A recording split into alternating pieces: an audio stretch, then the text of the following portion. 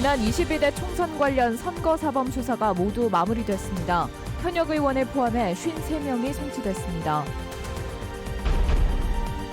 단양 지역 반발을 산 단양천댐 건설 추진이 유예될 전망입니다.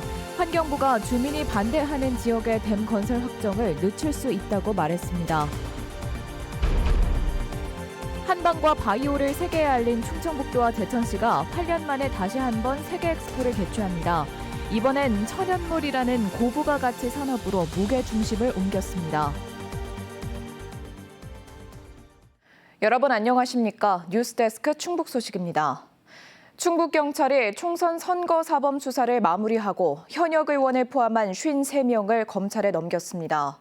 선거사범의 공소시효인 다음 달 10일까지 기소 여부가 결정됩니다. 김은초 기자가 보도합니다. 지난 총선에서 청주 상당에 출마했던 서승우 국민의힘 충북도당위원장. 총선 과정에서 자원봉사자 2명에게 인건비 명목으로 440만 원을 지급해 당시 회계 책임자와 함께 고발됐습니다. 경찰이 수사에 착수한 지 2달 만에 회계 책임자와 돈을 받은 봉사자 2명을 검찰에 송치했습니다. 다만 서 위원장은 직접 개입하지 않은 것으로 보고 무혐의로 불송치했습니다.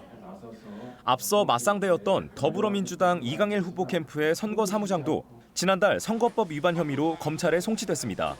현직 보좌관인 당시 사무장은 지난 2월 선거운동원 12명이 참석한 자리에서 30만 원 정도의 식사를 제공한 혐의를 받고 있습니다. 공직선거법상 선거사무장이나 회계 책임자가 벌금 300만 원 이상의 형이 확정되면 당선자까지 당선이 취소돼 재판 결과를 지켜봐야 합니다. 선거사무장 회계 책임자가 징역형 또는 300만 원 이상의 벌금형을 선고받는 경우 당선자는 당선이 무효가 되지만 낙선자에게는 영향을 미치지 않습니다. 충북경찰이 입건한 22대 총선 관련 선거사범은 모두 72건에 135명. 이 가운데 53명을 검찰에 송치하며 선거사범 처리를 마무리했습니다. 재산을 축소 신고한 박덕흠 국민의힘 의원을 비롯해 돈봉투 수수 의혹으로 청주 상당 공천이 전격 취소된 정우택 전 국회 부의장도 포함됐습니다. 현재까지 8명을 기소한 검찰은 총선 선거사범의 공소시효가 끝나는 다음 달 10일까지 나머지 사건들에 대해서도 기소 여부를 결정해야 합니다. MBC 뉴스 김우초입니다. 22대 국회가 다음 달 충청북도를 비롯한 도내 주요 기관 감사에 나섭니다. 17일에는 민주당 이광희 의원이 속한 행정안전위원회 지방감사 일반이 도청에서 충청북도와 충북경찰청을, 법제사법위원회도 같은 날 청주지법과 청주지검을 감사합니다. 다음 날에는 교육위원회 지방감사반이 충북대를 찾아 충북교육청과 충북대, 충북대병원을 감사할 예정으로 특히 의대 증원과 관련한 의학교육 현장도 둘러볼 계획입니다. 단양군민들이 단양천댐 건설을 반대하는 가운데 정부가 일방적으로 밀어붙이진 않을 전망입니다. 환경부는 어제 열린 언론대상 설명회에서 지역 주민이 반대하는 댐 건설 확정을 늦출 수 있다고 밝혔습니다. 이는 오는 11월 완료 예정인 하천유역 수자원 관리계획 용역에 찬성 지역만 우선 반영하겠다는 겁니다. 또 단양군과 강원 양구군 등 전국 4곳은 설명회 일정조차 잡지 못하고 있다며 시간을 갖고 주민 소통 후 결론을 내리겠다고 덧붙였습니다. 자연 상태에서 얻어지는 물질을 천연물이라고 하는데요. 천연물에서 얻는 소재로 화장품과 의약품, 건강기능식품 등 고부가 상품을 만들 수 있어 미래 산업으로 주목받고 있습니다. 이런 천연물의 가치를 알리기 위해 충청북도와 제천시가 내년에 국제 엑스포를 열기로 하고 본격적인 준비에 들어갔습니다. 이승준 기자가 보도합니다. 2025년 엑스포의 카운트다운을 알리는 전광판이 설치됐습니다. 국제 한방 천연물 산업 엑스포 개막을 1년 앞두고 본격적인 준비에 들어간 것입니다.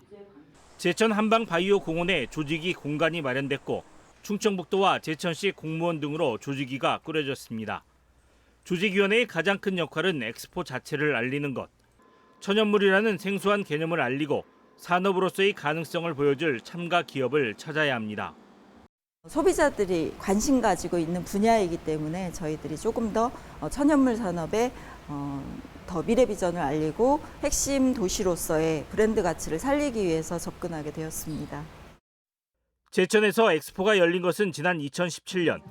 당시에는 제천 한방의 우수성을 알리는 것이 주 목적이었습니다. 또 한방과 바이오의 융합을 통한 새로운 산업 모델을 추구했습니다. 8년 만에 다시 열리는 국제 엑스포는 천연물이라는 고부가가치 산업의 무게 중심이 옮겨가게 됩니다.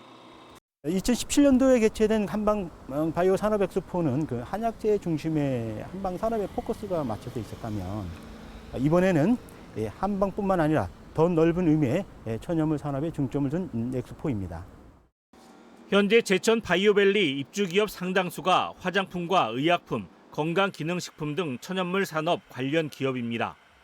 연말 준공을 앞둔 천연물 지식센터와 정부 공모를 통해 확보한 천연물 전주기 표준화 허브 등 관련 인프라도 늘고 있습니다. 조선시대 3대 양령시장 중 하나로 시작한 제천의 한방산업. 내년 엑스포를 통해 우리나라 천연물의 핵심으로 자리매김을 꾀하고 있습니다. MBC 뉴스 이승준입니다. 본격적인 가을철을 맞아 충북 곳곳에서 대규모 행사가 시작됐습니다. 청주 오창 미래제 농촌 테마공원에서는 2024 청원생명축제가 개장해 열흘간의 일정에 들어갔습니다. 통합 청주시 10주년을 기념하는 올해 축제에는 100여 개 농가가 참여하는 직거래 장터를 비롯해 향기난 터널 등 다양한 농업 관련 전시와 공연 등이 이어집니다. 음성 향토 문화를 주제로 한 설성 문화제도 오늘 음성 종합운동장에서 개막해 이틀 동안 음성 거북놀이와 전통 혼례 재현 등 다양한 프로그램을 진행합니다. 개성 있는 튜닝 자동차를 직접 보고 다양한 체험을 할 수 있는 2024 코리아 튜닝카 페스티벌이 제천 고암동 비행장에서 개막해 사흘 동안 이어집니다. 튜닝카 페스티벌에는 100여 대가 넘는 튜닝카와 올드카 등을 직접 볼 수 있고 포장도로와 비포장도로 등에서 전문가와 함께 시승할 차량 70대도 준비되어 있습니다. 튜닝카 페스티벌은 건전한 튜닝 문화 조성과 튜닝 산업 활성화를 위해 지난 2022년 처음 개최됐습니다. 충주에서 발생한 소 럼피스킨병이 더 확산하지 않고 있습니다. 충주시는 금가면의 한 농가에서 송아지 2마리가 확진 판정을 받은 지난 19일 이후 일주일 동안 추가 의심 증상이나 확진은 나오지 않았다고 밝혔습니다. 뉴스 마칩니다. 잠시 후 스포츠 뉴스가 이어집니다. 고맙습니다.